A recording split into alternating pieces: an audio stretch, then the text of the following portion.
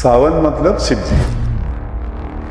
देखिए, शिव जी पे जल चढ़ाना मतलब सिर्फ ये नहीं है कि आपको उसका फल अवश्य मिल जाएगा।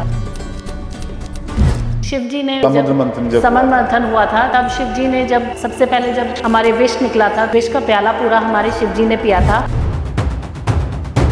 और उनका पूरा गला जो है आप देखेंगे कंठ तो नीला हो गया था, जिससे उनका नाम नीलकंठ भी रखा गया है। कुंभ राशि वाले थोड़ा सा परेशान है, तो इस सावन के महीने में उनको खास करके क्या करना चाहिए? क्योंकि शनि ऑलरेडी आपके ऊपर है,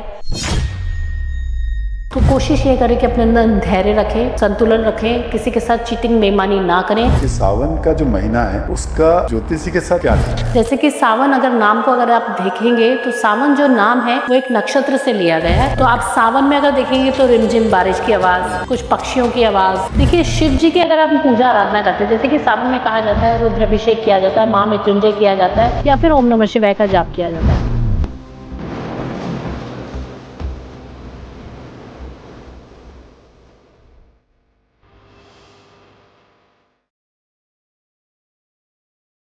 हर हर महादेव। मैं हूं देवू मिश्रा और आप देख रहे हैं ज्ञान जंक्शन, जहां हर मोड़ पर मिलता है एक नया ज्ञान। सावन का महीना 30 जुलाई से शुरू होने वाला है।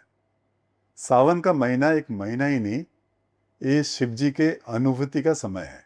आज हम इस स्पेशल एडिशन में बात करेंगे सावन के ऊपर। आज हमारे साथ हैं ज्योतिषाचार्य सरिता मिश्रा जी, जो एक स्पिरिचुअल लीडर भी है और एक सेलिब्रिटी एस्ट्रोलॉजर भी हैं। तो वेलकम सरिता जी। नमस्कार। नमस्कार। आज हम बात करेंगे सावन के ऊपर, और सावन के बारे में जैसे बातें होती है कि सावन का जो महीना है उसका ज्योतिषी के साथ क्या लिंक है? मैं आपको बताती हूँ सावन एक हमारा धार्मिक और ज्योतिषी दोनों का क्या संबंध है। जैसे कि सावन अगर नाम को अगर आप देखेंगे तो सावन जो नाम है वो एक नक्षत्र से लिया गया है, जिसका मतलब होता है सुनना। तो आप सावन में अगर देखेंगे तो रिमझिम बारिश की आवाज, कुछ पक्षियों की आवाज, कुछ चहचहाहट, बारिश की बूंदे, तो इन सब का महत्व है हमारे सावन में, नए उजाले, नए जीवन का। बिल्कुल। तो इसी तरीके से इसको हम ज्योतिष से जोड़कर देखते हैं कि जीवन में सब अंधकारों को समाप्त करते हुए हमारे जीवन में नया उजाला करते हुए इस तरीके से सावन हमारे जीवन में आ रहा है। सावन मतलब शिव जी के साथ पूरा जुड़ा हुआ है सावन को। तो शिव जी के इन ग्रहों के साथ क्या संबंध है? देखिए, शिव जी की अगर आप पूजा आराधना करते हैं, जैसे कि सावन में कहा जाता है रुद्राभिषेक किया जाता है, महामृत्युंजय किया जाता है या फिर ओम नमः शिवाय का जाप किया जाता है। ये सब कार्य करने से नौ ग्रहों की जो शांति होती है वो अवश्य मिलती है। सावन में शनि, राहु और केतु को शांत किया जाता है शिव जी पे पूजा आराधना, व्रत या फिर रुद्राभिषेक करके। ओके। तो जैसे आपको भी पता है और सारे दर्शकों को भी पता है कि सावन का महीना है, सोमवार, हर शिव मंदिर में भीड़ ही भीड़ होता है, जल चढ़ाने का है। तो ये जो सारे लोग मंदिर जाते हैं और जल चढ़ाते हैं और आ जाते हैं, वही काफी होता है या इसका कोई एक प्रक्रिया है?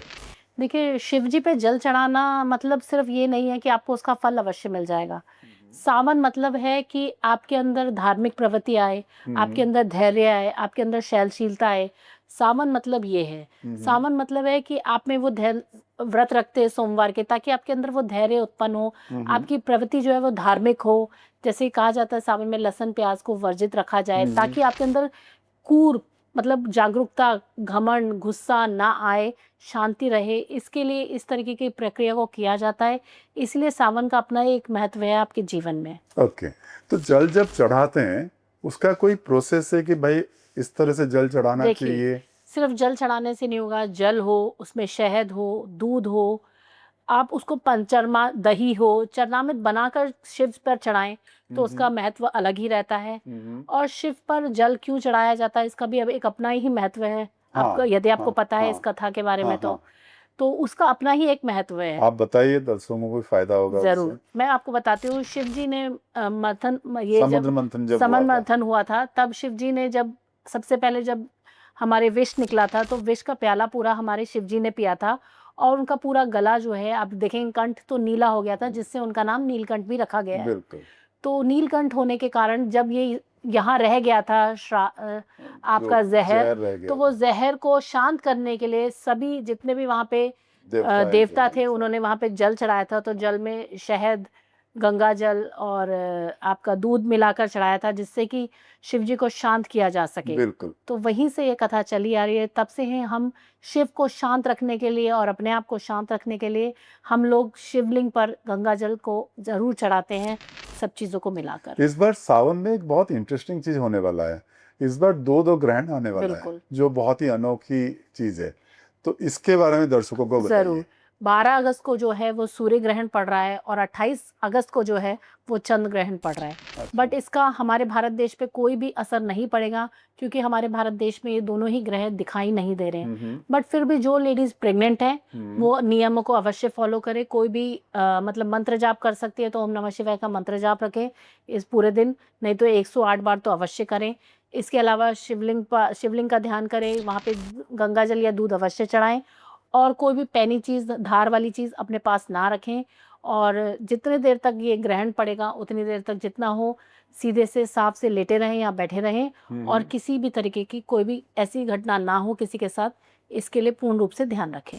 एक चीज और भी है, तो हमने पौराणिक बात कर लिया एंड ज्योतिषी बात भी कर लिया, तो साइंस के साथ भी सावन का एक लिंक है। बिल्कुल। तो उसके बारे में हमें बात करना चाहिए कि क्या होता है बेसिकली देखिए सावन और सावन साइंस। में कहीं आप देखेंगे तो हमारा ना डाइजेशन बहुत कमज़ोर हो जाता है।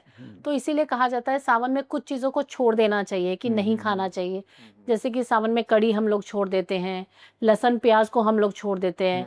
ये सब चीज़ें इसीलिए छुड़वा दी जाती है ताकि हमारा जो डाइजेशन है वो ऑलरेडी कमज़ोर हो जाता है और किसी तरीके की हमारे जीवन में कष्ट ना हो डाइजेशन से रिलेटेड। तो इन चीज़ों को हम लोग ये चाहते हैं कि सावन में छोड़ दिया जाए और एक हफ्ते में एक दिन जैसे कि सोमवार को व्रत रखा जाए ताकि आपका डाइजेशन हमेशा सही रहे। Okay.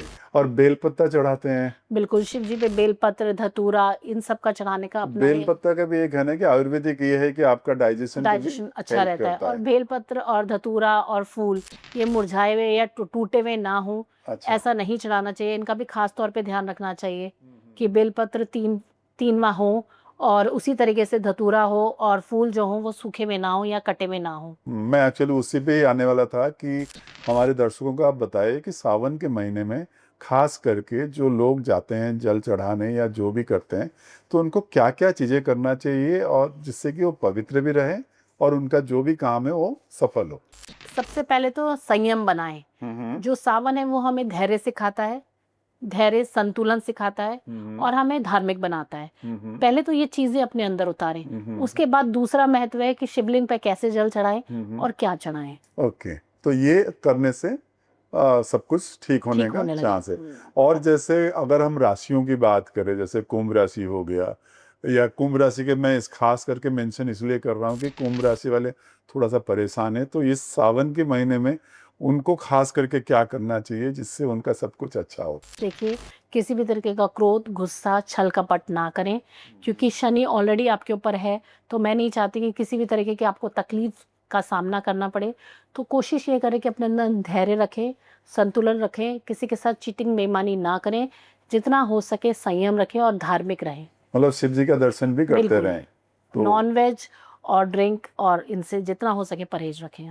Thank you so much, क्योंकि सावन का महीने का ये एक स्पेशल एपिसोड है, तो हम अपने दर्शकों को बताना चाहते हैं कि जैसे सरिता जी ने बताया, तो जैसे कांवड़ यात्रा होता है तो उसमें धैर्य की बहुत ज़रूरत होता है, संयम की बहुत ज़रूरत होता है, संकल्प होता है क्योंकि पहुंचना होता है, तो उसके लिए एक संकल्प करते हैं। तो इन सारे चीज़ों की बहुत ज़रूरत है, तो उसी पे आप लोग भी अमल कीजिए और सावन के महीना जो बहुत ही पवित्र महीना है उसको शिव जी के ऊपर अपने सारे कुछ निछावर कर दीजिए। धन्यवाद।